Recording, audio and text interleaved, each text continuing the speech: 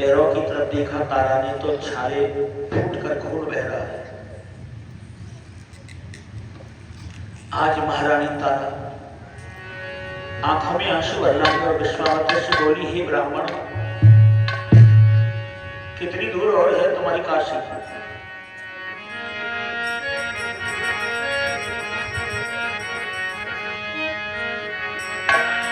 पग में छाले पड़ गए, हम चलने से मजबूर। हे मुनिराज बता दो, तेरी काशी कितनी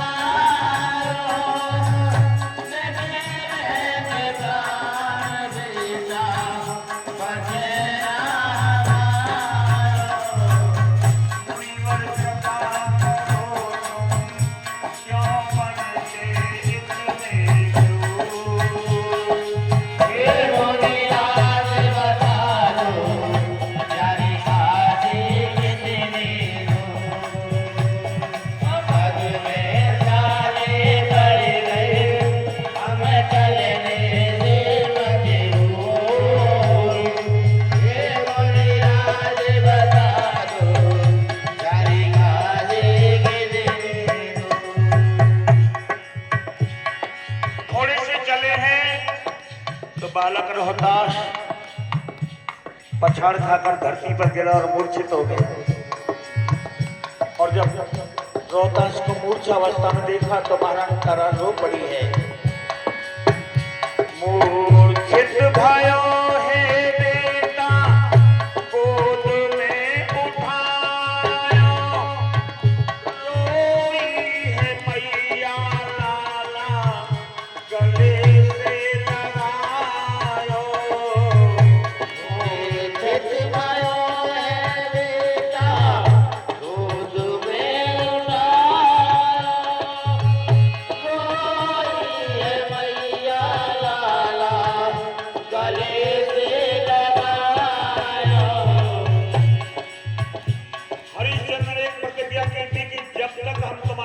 नहीं चुकाएंगे, अन्न और जल ग्रहण नहीं करेंगे।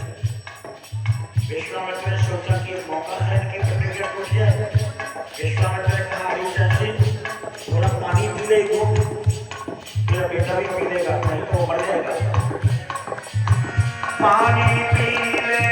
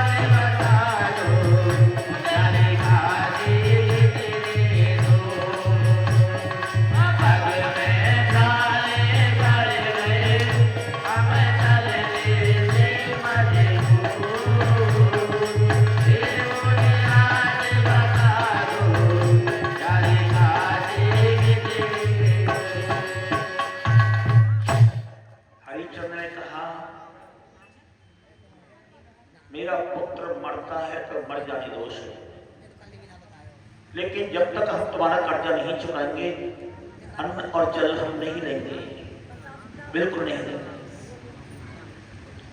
हाँ महाराज, जब सुखेन व्यक्ति ने कहा था श्री राम से 1000 लेकर कि मैं तुम्हारे शत्रु रावण का व्यक्ति हूं और मैं तुम्हारे भाई का उपचार करूंगा तो अपने राजा के प्रति मैं द्रोह करूंगा, मेरा तो धर्म नष्ट हो जाएगा। क्या मैं तुम्हारे भाई का उपचार करूं? क्या मेरा इस समय धर्म है? तो भगवान श्री राम की आंखों में आंसू आगे रो पड़े और उन्होंने कहा, हे सुखेन, जिस धर्म के लिए मैंने अयोध्या का राज छोड़ा है,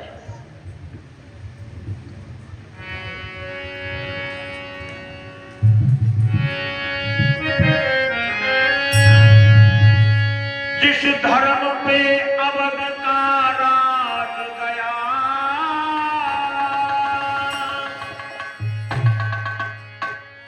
और पिता देव का मरण हुआ।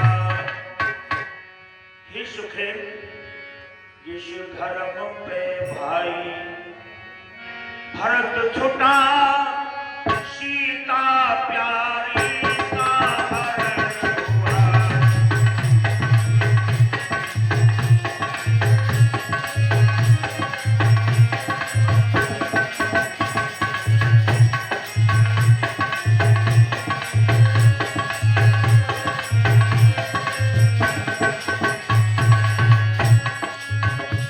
किस धर्म पे भाई लक्ष्मण भी,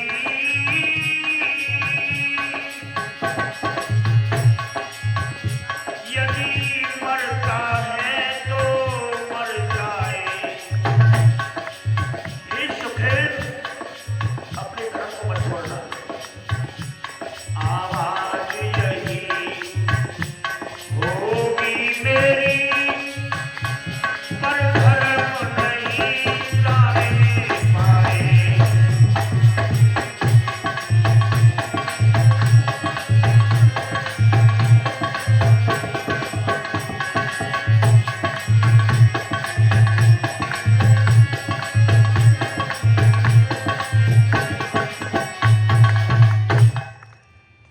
मैं नहीं पीऊंगा।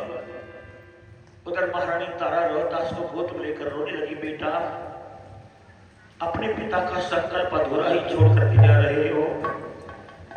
हे रोहतास, तुम्हें धर्म की दुहाई है। धर्म की दुहाई दी तो बालक रोहतास ने आंखें खोल दी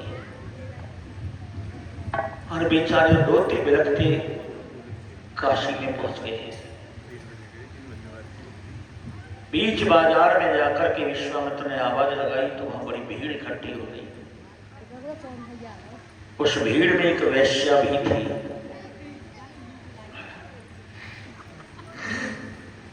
वेश्या ने कहा, इस स्त्री की कीमत क्या है? क्योंकि वेश्या ने सोचा ये तो बहुत सुंदर है और इससे वेश्यावृत्ति करा के मैं बहुत सारा धन कमाऊंगी। विश्वामित्र ने कहा कि तीनों की कीमत बराबर है, एक प्राणी की कीमत है 20 लाख सोना। वेश्या ने कहा, यह स्त्री मेरी है, मैं अभी सोना लेकर के आ रही हूं। वेश्या चली सोना लेने के लिए। तारा ने पहचान लिया कि ये तो वेश्या है। आज महारानी तारा विश्वामित्र के सामने चरणों में बैठ गई, हाथ जोड़ करके, हे ब्राह्मण देव, मुझे एक भंगी के हाथ बेच दीजिए, मैं कभी इनकार नहीं करूंगी, लेकिन मुझे एक वेश्या के हाथों मत बेचो। यदि मैं वेश्या के हाथों बिक गई तो मेरा पतिव्रत धर्म नष्ट हो जाएगा। विश्वामित्र ने कहा, हमें जो कीमत देगा वो खरीदेगा। आज वो महान पतिव्रता काशी के बीच बाजार में बैठ गई, घुटनों में सिर छिपा करके बिलख बिलख कर रोने लगी। हे विधाता, मेरे सतीत्व की रक्षा करना।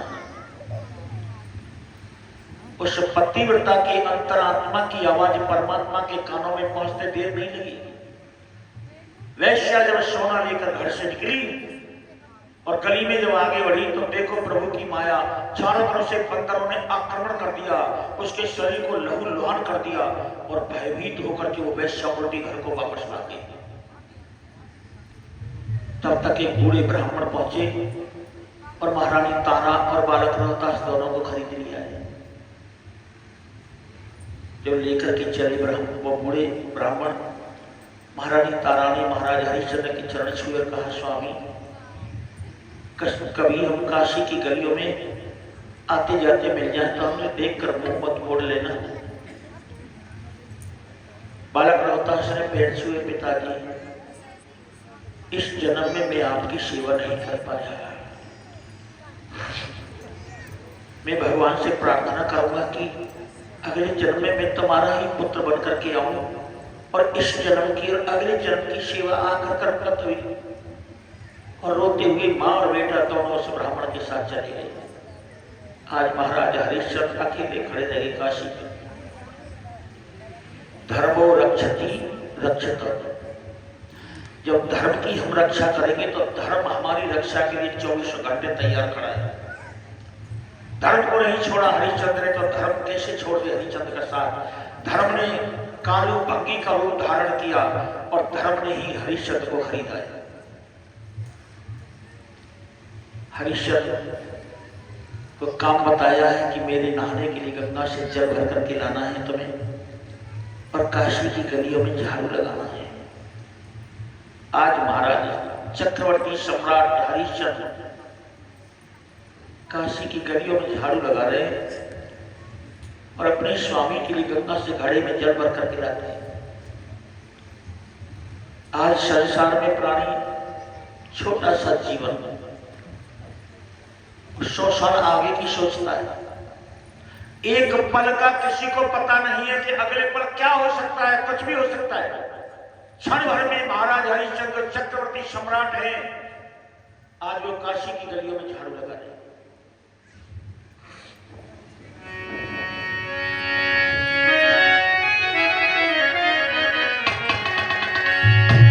पल से पल में क्या हो जाए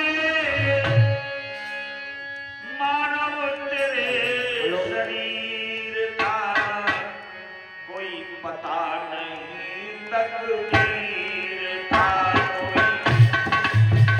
तकदीर का कोई पता नहीं, तकदीर का पल से पल में क्या हो जाए मानव तेरे का कोई पता नहीं, तकदीर का कोई पता नहीं, तकदीर का। एक पल की पता नहीं है किसी को कब क्या हो सकता है। सतयुग में हरिश्चंद्र हुए थे, सतयुग में हरिश्चंद्र हुए थे, काशी में कितने को गए थे, काशी में दिखने को गए थे।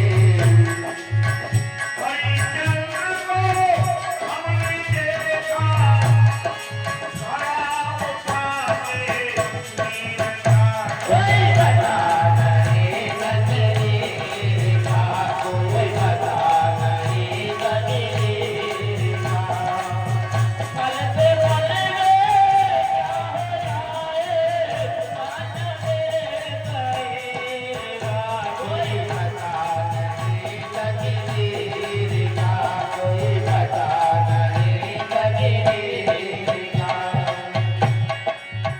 त्रेता में श्री राम हुए थे, त्रेता में श्री राम हुए थे, राम लखन सिया बन को गए थे, राम लखन सिया बन को गए थे। वन में उनको हमने देखा, पाला लिए फकीर का। कोई पता नहीं तकदीर का, कोई पता नहीं तकदीर का।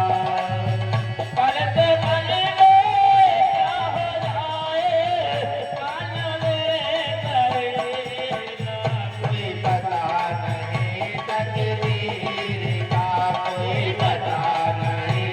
कजरीगा। द्वापर में मोरा ध्वज हो गए, द्वापर में मोरा ध्वज हो गए, कृष्ण जाचन हो गए, अर्जुन कृष्ण जाचन हो गए। आरे ते तुमको निर्वाया, धर्म निराया। कोई पता नहीं कजरीगा, कोई पता नहीं कजरीगा। पलते पलते क्या हो जाए कान में सरीगा, कोई पता नहीं कजरीगा, कोई पता नहीं कजरीगा। एक पल का किसी को पता नहीं कि अगले पल क्या हो सकता है। खाने के लिए भोजन देता है काल भगवान। जब हरिश्चंद्र अपना भोजन खाने बैठते हैं तो विश्वामित्र ने पीछा नहीं छोड़ा है। कभी अंधे बनकर, कभी भिखारी बनकर, कभी लंगड़े बनकर पहुंच जाते हैं और हरिश्चंद्र से कहते हैं भैया मैं 3 दिन से भूखा हूं। वो भोजन भी मांग लेते हैं। इस तरह हरिश्चंद्र को बिना भोजन किए 60 दिन बीत गए, 2 महीने शरीर सूख गए। आज महाराज हरिश्चंद्र अपने मालिक का नहाने के लिए घड़ा लेकर के गंगा के किनारे पहुंच गए। घड़ा भर लिया, उठाने का प्रयास किया तो हरिश्चंद्र से वो घड़ा उठा नहीं, क्योंकि शरीर में ताकत ही नहीं है। उसी समय ये महारानी तारा पहुंची है जल भरने। हरिश्चंद्र ने देखा रही ये तो तारा है, मेरे घड़े को उठवाकर सहारा देगी मुझे। तारा जब पहुंची तो हरिश्चंद्र ने कहा तारा। तारा ने देखा महाराज हरिश्चंद्र का शरीर सूखा हुआ है, काला पड़ गया शरीर। स्वामी आप तारा थोड़ा सा सहारा देकर दे दो, ये घड़ा मेरे सिर पे आ जाएगा, मुझसे घड़ा नहीं उठ रहा है। तारा मेरे 60 दिन बीत के बिना भोजन के। तारा ने कहा स्वामी हमारा सब कुछ लुट लिया, अब हम धर्म को छोड़े तो क्यों छोड़े। मैं एक ब्राह्मण का जल भरती हूँ, आप एक भंगी का जल भरते हैं और मैंने तुम्हारे घड़ा से हाथ लगाया तो मेरा तो धर्म चला जाएगा। आज हरिश्चंद्र तारा की तरफ देख रहे हैं। ये वही तारा है जो कभी मेरी आज्ञा का उल्लंघन नहीं करती थी, आज मेरे घड़ा से हाथ लगाने से भी इनकार कर रही है। हरिश्चंद्र ने पुनः घड़ा उठाने का प्रयास किया तो घड़ा लेकर के गिर गए और वो घड़ा फूट गया। लौट करके गई अपने स्वामी से कहा कि स्वामी मुझसे घड़ा नहीं उठाया। कालू अंगी ने कहा तुम्हारे बस का नहीं है अब ये काम, मरघट में चले जाओ और मरघट का कर लेकर के मुर्दा जलाया करो। इतना निकृष्ट काम कि आज महाराज हरिश्चंद्र मरघट में मुर्दे जलाते हैं, कर लेते हैं मरघट का। आज भी काशी के हरिश्चंद्र वाले मरघट में आज भी मुर्दा जलाने का कर लिया जाता है। इधर महारानी तारा ब्राह्मण के घर में सारा काम, साफ सफाई, भोजन इत्यादि सब कुछ करती थी और बालक रोहतास उस ब्राह्मण की पूजा के लिए बाग में से फूल तोड़कर लाता था। आज दिन निकला है, छोटी सी डलिया हाथ में ले ली और रोहतास ने कहा माँ मैं पिताजी की पूजा के लिए फूल तोड़ के ले आऊं।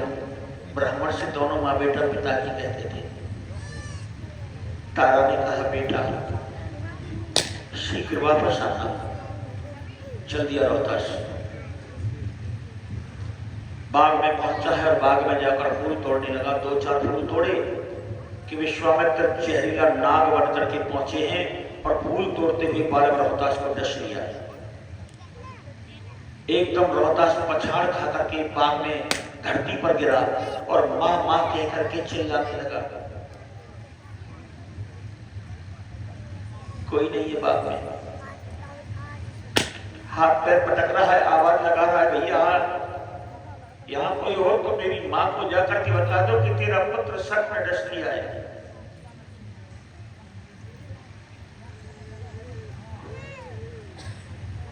और मूर्छित हो गया। विश्वामित्र ने काशी की गली में जाकर के आवाज लगाई, किसी का बालक फूल तोड़ने गया है, उसे सर्प ने डस लिया है। तारा उस समय भोजन बना रही थी, उठ करके ब्राह्मण से कहा कि पिताजी मेरे पुत्र को सर्प ने डस लिया, वही गया फूल तोड़ने के लिए। ब्राह्मण ने कहा पहले भोजन बना, फिर भगवान को भोग लगा और उसके बाद देखना तेरा बेटा जिंदा है मर गया है। कैसी परीक्षा की। एक मां का अकेला बेटा बाग में अंतिम श्वास ले रहा है और उसकी मां भोजन बना रही है। भोजन बनाने के बाद भगवान को भोग लगाया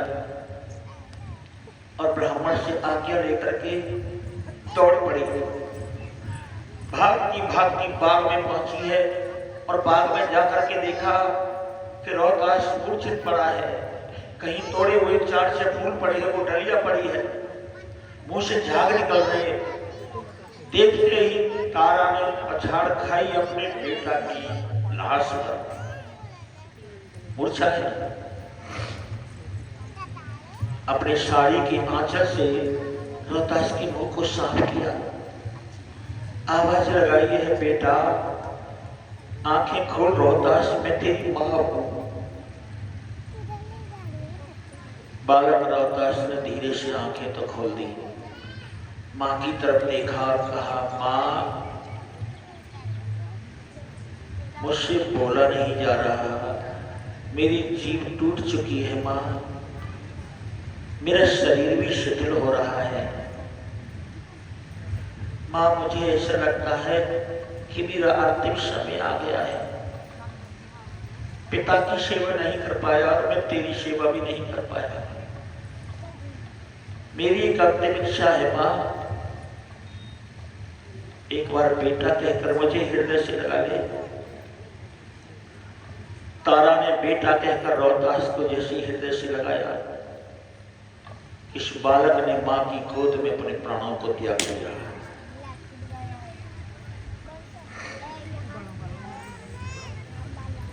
छाती पीट पीट कर रो रही है। कोई नहीं है उस बाग में उस दुखी मां को धीरज बंधाने वाला।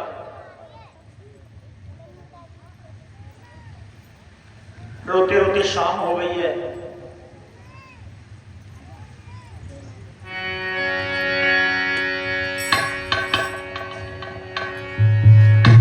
आधी साड़ी फाड़ करके बेटा की लाश को ढक रही है और आधी साड़ी से अपना सिर ढका है उस दुखिया ने। सुख की धर गोदी में लाश, अरे रोए रही तारावती महारानी। सुख की धर गोदी में लाश, रोए रही तारावती महारानी।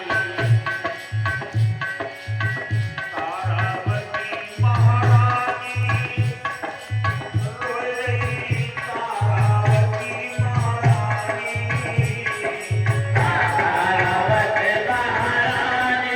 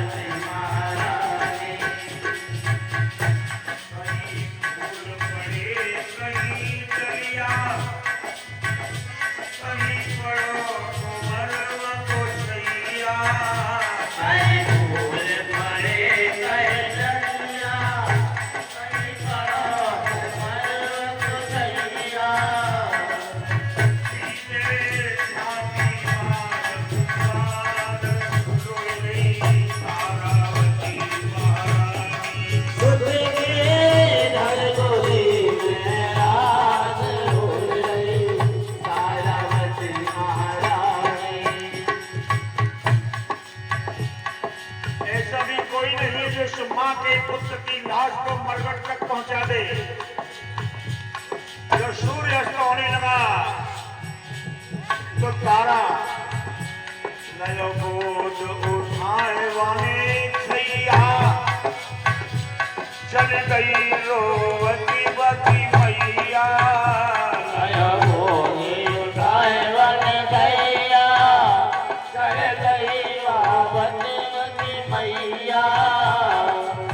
अरे मरघट में रही पुकारे रोई रही तारावती महारानी।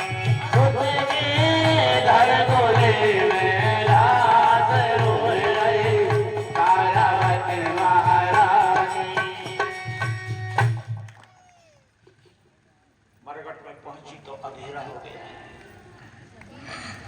महाराजा हरिश्चंद्र तो वही मरघट में, तारा ने देखा अंधेरा हो गया, कुछ चिताएं भी जल रही है। रोने की आवाज महाराजा हरिश्चंद्र ने सुनी, सोचने लगे कौन दुखिया है रात्रि में मरघट में आकर के रो रही है। महाराजा हरिश्चंद्र आवाज सुनकर के पास में आकर के बोले, कौन हो तुम, क्यों रो रही हो? अंधेरा तो हो ही गया है। तारा ने हरिश्चंद्र की आवाज को पहचान लिया और तारा ने कहा, स्वामी आप यहाँ? कौन? तारा? हाँ महाराज। तुम यहाँ मरघट में? तारा ने कहा, अच्छा हुआ आप यहाँ मिल गए। आपके पुत्र को सर्प ने डस लिया है, ये रोहतास की लाश है आपके सामने। अपने हाथों से अपने पुत्र का अंतिम संस्कार कर दो। पुत्र की मृत्यु सुनकर महाराजा हरिश्चंद्र की अंतरात्मा रो पड़ी, लेकिन धर्म। हरिश्चंद्र ने कहा, तारा यदि अपने पुत्र का तुम्हें अंतिम संस्कार कराना है तो मरघट का कर देना पड़ेगा, क्योंकि इस समय ना मेरी कोई पत्नी है ना मेरा कोई पुत्र है। तारा ने कहा, स्वामी ऐसे निर्मोही मत बनो,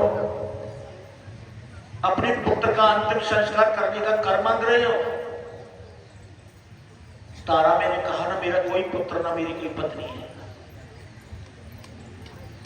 स्वामी मैं मरघट का कर देना भी चाहूं तो मेरे पास तो कुछ भी नहीं है। तारा याद कर उस दिन को, तूने मेरे घड़ा से हाथ लगाने से इनकार कर दिया था। उस दिन तूने अपने धर्म को नहीं छोड़ा, आज मैं अपने धर्म को कैसे छोड़ दूं? लेकिन महाराज मेरे पास तो कुछ भी नहीं है। हरिश्चंद्र ने देखा कर के रूप में कुछ न कुछ तो लेना पड़ेगा।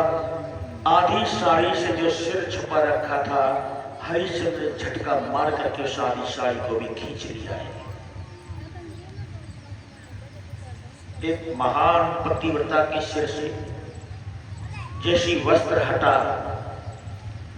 शेषनाग टहला गए, दसों दिशाओं के दिग्गज डोलने लगे, पृथ्वी हिलने लगी। आकाश मंडल से एक आवाज आई है, पुत्र हरिश्चंद्र अब धर्म को मत छोड़ देना बेटा। कौन? हरिश्चंद्र, हम तेरे पूर्वज बोल रहे हैं बेटा, आज तेरे कारण तेरे पूर्वज स्वर्ग में देवताओं के सामने सर उठाकर खड़े हैं और देवताओं से कह रहे हैं ये धर्म पर मर मिटने वाला कोई और नहीं, ये हमारे वंश में पैदा हुआ है, ये हमारा वंशज है।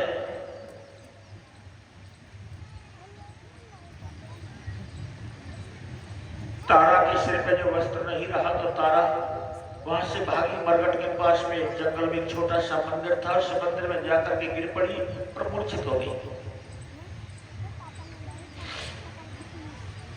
हरिश्चंद्र ने सोचा तो रात्रि बहुत हो गई, रोहतास का अंतिम संस्कार प्रातः काल ब्रह्म मुहूर्त में करूंगा।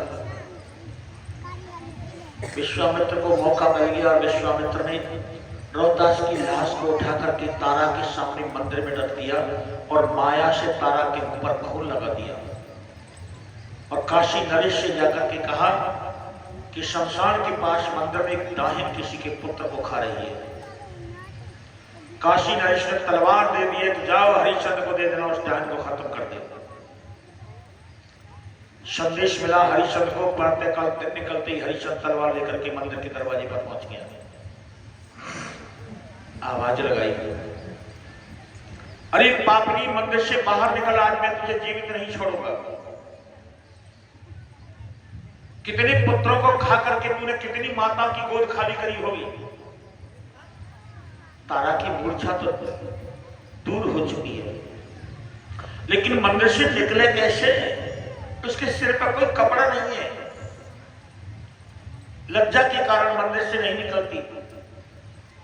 हरिश्चंद्र मंदिर में तारा के केश पकड़कर घसीटते हुए बाहर लाए और धरती पर डाल दिया।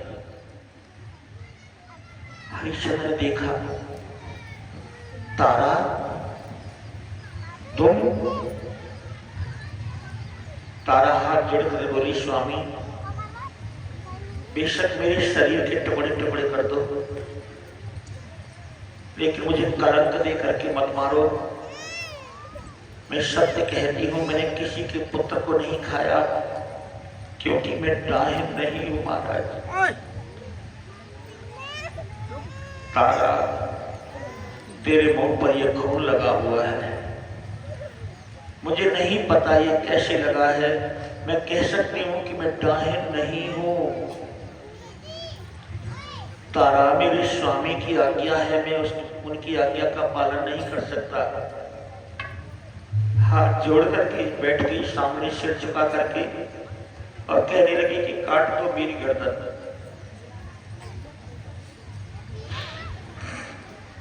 हरिश्चंद्र ने तलवार उठाई,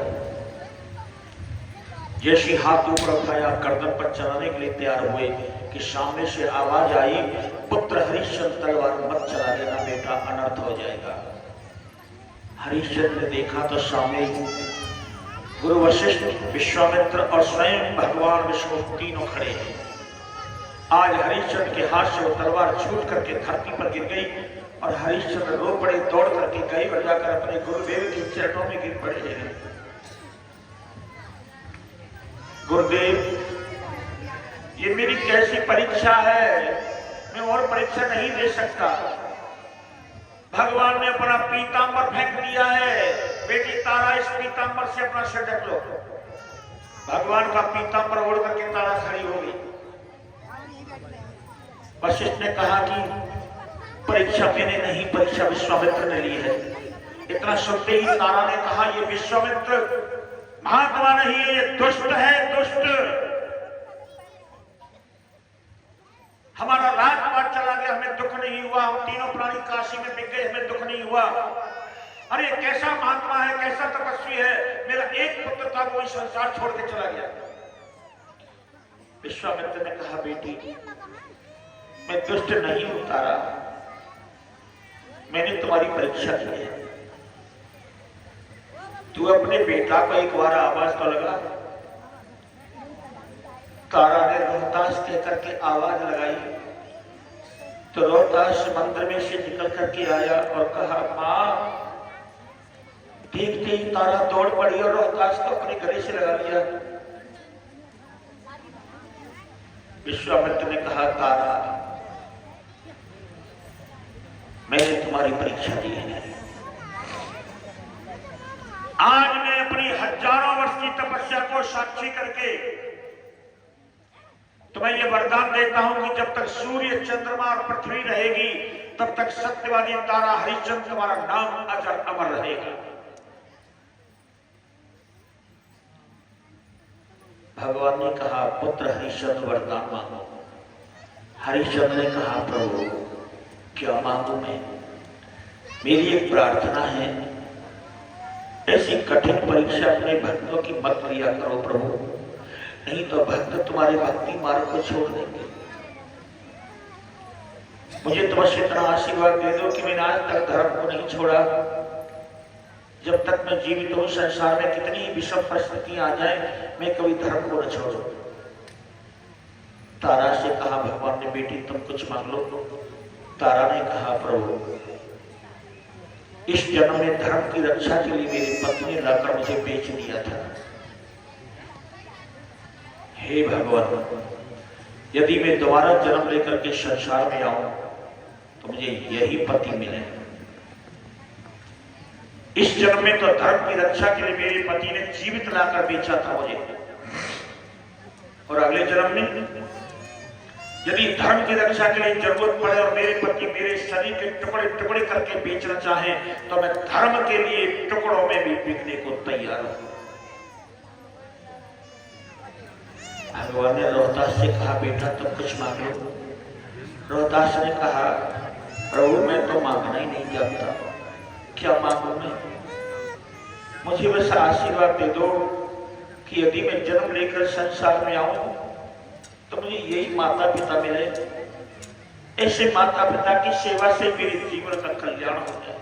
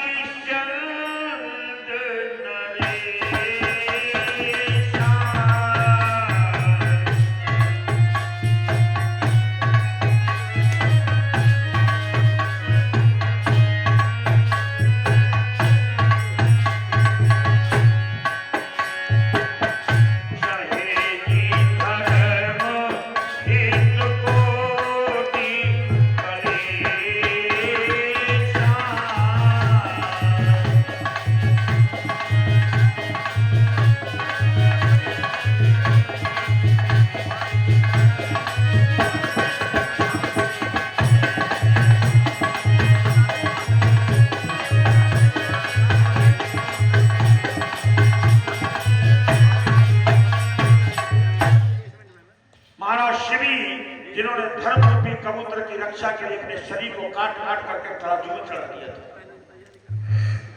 महर्षि दधीची धर्म की रक्षा के लिए जीते जी उन्होंने अपने शरीर के हड्डियों को दान दे दिया था। हरिश्चंद्र गोरखध्वज कितने कितने कष्ट सहे धर्म के लिए, और आज धर्म का कोई कार्य होता है तो लोग दूर भाग रहे हैं। यही सबसे बड़ी दुख का कारण है जो संसार में आज हर प्राणी दुखी है। धर्म से दूर भागेगा तो जीवन में दुख ही दुख भोगने पड़ेंगे और कोई रक्षा भी नहीं कर सकता, क्योंकि रक्षा तो एक ही करता है, धर्मो रक्षति रक्षित, धर्म ही रक्षा करता है। और जब हम धर्म से दूर भागेंगे तो कौन रक्षा करेगा? परमात्मा भी रक्षा नहीं कर सकता है। रक्षा करता है हर प्राणी की उसका धर्म।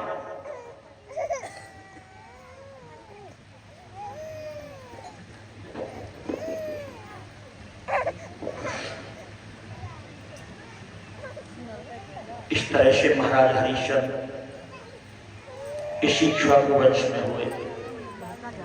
इन्हीं हरिश्चंद्र के वंश में महाराज सागर हुए, जिन्होंने 99 अश्वमेध यज्ञ पूरे कर लिए थे। 100वां यज्ञ पूरा नहीं होने दिया, इंद्र ने घोड़े को चुरा कर ले गया। उसी घोड़े के कारण कपिल मुनि की क्रोध भरी दृष्टि से सागर के 60,000 पुत्र जल करके भस्म हो गए थे।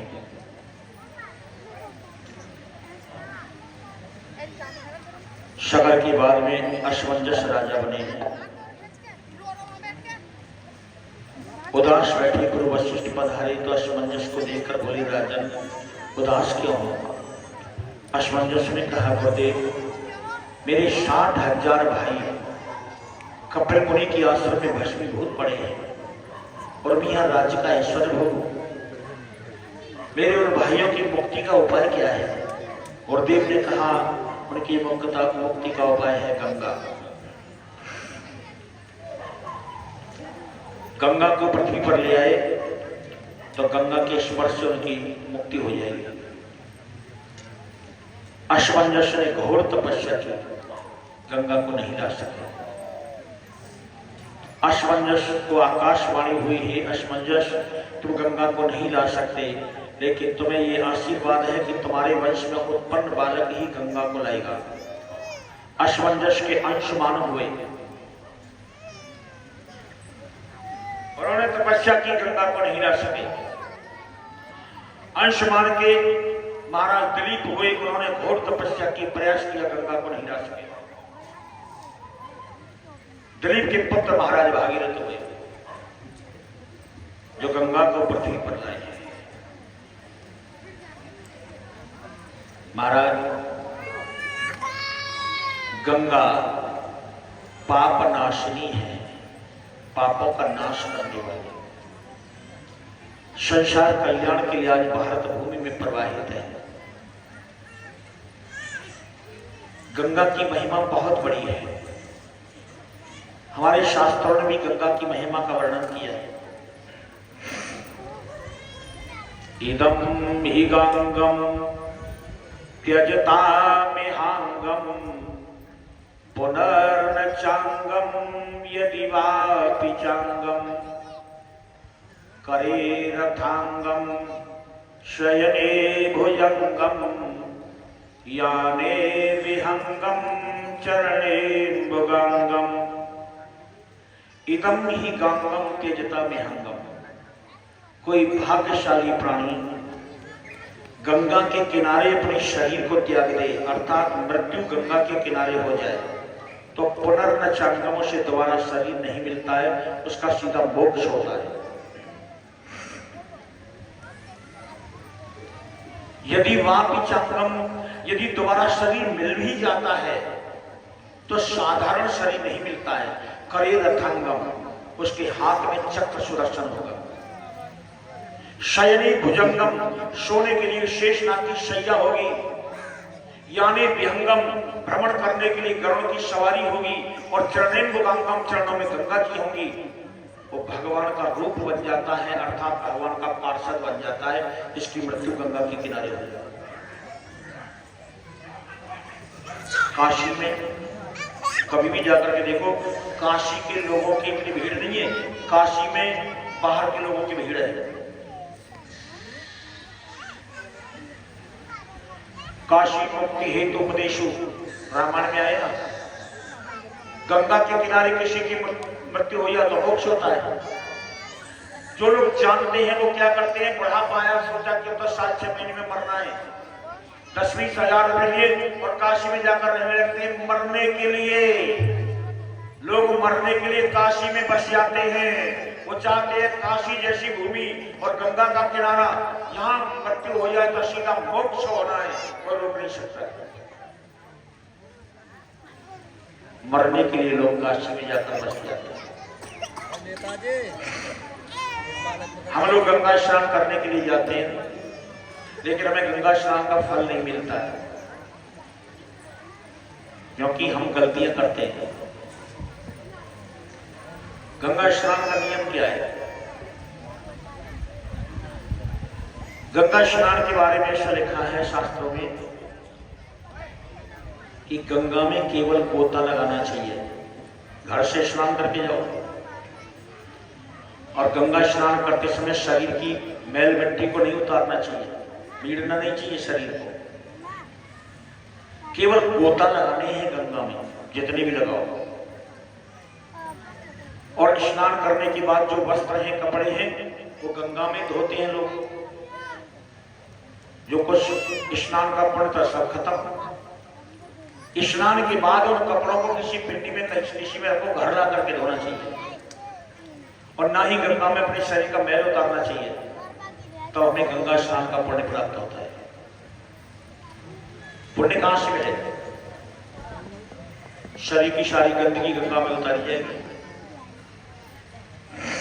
कपड़े भी गंगा में धोते लोग, पुण्य नहीं मिलता है। गंगा तो वो नदी है महाराज, स्नान तो बहुत बड़ी बात है। गंगा का सुबह सुबह स्मरण कर ले प्राणी, बुद्धि वाणी पवित्र हो जाती है।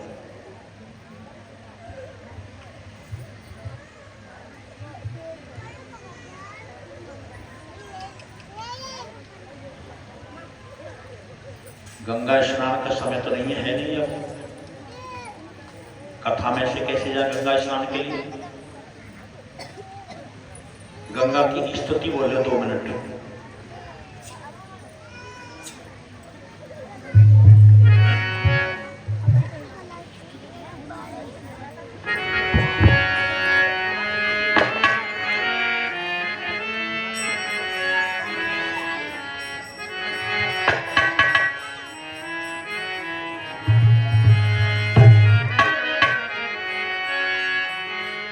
जय जय हो गंगे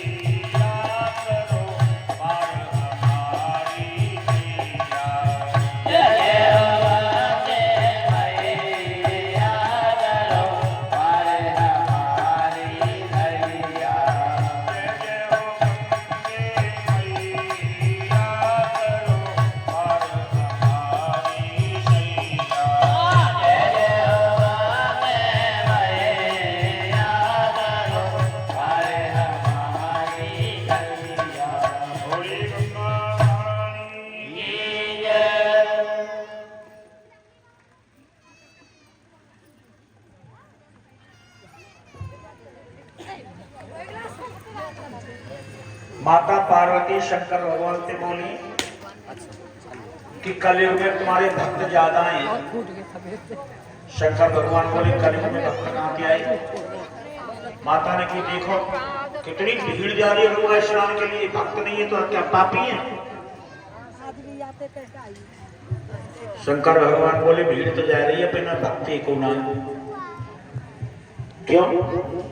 ये खामखाम पैसा किराया खर्च कर रहे हैं, समय बर्बाद कर रहे हैं।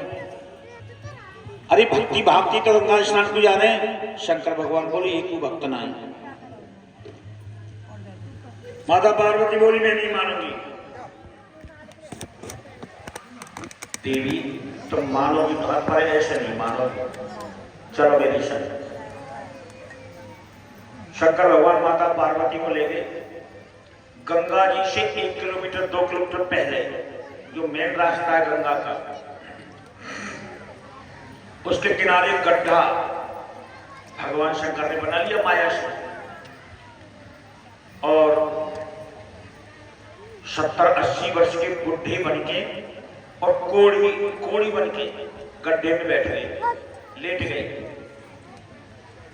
पार्वती से कही सुंदर रूप धारण करो तुम और गड्ढे के बाहर बैठ जाओ। भीड़ आ रही है भक्तन की। कईयों भक्तन थे कि मेरे पति गड्ढे में गिरेंगे नहीं करवाए दे। अब वहां भीड़ चालू हुई गंगा, तो सुंदर स्त्री बैठी है। तो महाराज कोई ऐसा है जो न देखे वाकई मैं वह जरूर देखे, और खड़ा है के पूछे अरे यहाँ कैसे बैठी हो तुम रास्ता में? माता पार्वती बोली मेरे पति गड्ढे में गिर गए, एक सहायता करके निकलवा दो। तो हाँ क्यों नहीं निकलवाएंगे? गड्ढे के पास आके देखी तो बुढ़ो कोड़ी पड़ोवा में। तो भक्त कहा के रे गंगा नहाए वाले तुम्हारी बुद्धि खराब है, ये कोड़ी और बुढ़ो या के चक्कर में पड़ी हो, 1-2 साल में मर जाएगा। जब बुढ़े में ठोकर मारो मेरे संसद में विवाह का लगत होते। सुबह से शाम तक जितने भक्त गंगा नहावे गए सब माता पार्वती से विवाह करने वाली गई। शाम को एक भक्त आया, दिन छिपने वाला था। कहने लगा माते तुम यहाँ क्यों बैठी हो, दिन छिप रहा है? कहने लगी मेरे पति गड्ढे में गिर गए, एक सहायता करते हो। कहने लगा अच्छा देखा तो बुढ़े और कोड़ी। कहने लगा मैं तुम्हारी सहायता जरूर करूंगा। गड्ढे में वो हाथ डालो, शंकर भगवान पकड़ खींचवे को। शंकर भगवान बोले भैया सुन में कोड़ी मोते यदि तू हाथ लगाएगो तो मेरो कोड़ तो तेरे हो जाएगा। भक्त ने कही कि महाराज चाहे मेरे शरीर में कोड़ ही कोड़ हो जाए पूरे शरीर में, लेकिन मैं इनकी सहायता जरूर करूंगा। गड्ढे में थे हाथ पकड़ के शंकर भगवान खींच ले बाहर, और शंकर भगवान माता पार्वती ने अपना रूप धारण करो वह दर्शन दिए। और माता पार्वती ने कही देवी कितने भक्त आए सवेरे थे? तो माता पार्वती हाथ जोड़ के बोली महाराज सब मोती विवाह कर भी बारी आए, भक्त तो भी एक ही आए। तो आजकल गंगा स्नान करता कौन है? गंगा पे जाकर उल्टे सीधे कर्म करते हैं। अरे भैया रसगुल्ला आएगा कि रसगुल्ला की महिमा जो भीड़ चली आ रही है गाँव में से आज।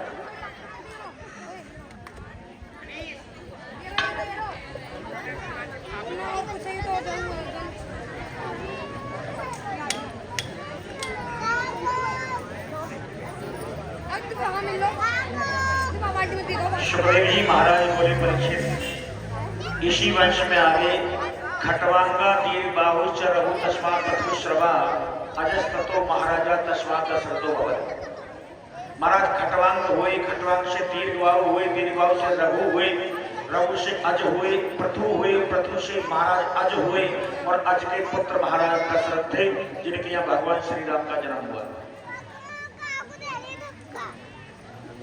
परीक्षित बोले प्रभु मैंने तो सुना है कि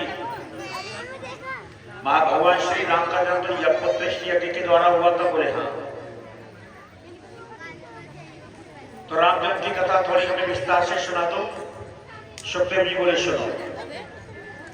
महाराज दशरथ बड़े धर्मात्मा राजा थे। 3 पत्नी थी लेकिन उनके कोई संतान नहीं थी। चौथी अवस्था माने बुढ़ापा आ गया है महाराज दशरथ, परंतु उन्होंने कभी जीवन में नहीं सोचा कि मेरी संतान नहीं है। बुढ़ापा आ गया है। एक बार महाराज दशरथ को इस बात का दुख हुआ था कि मेरे कोई संतान नहीं, एक बार केवल।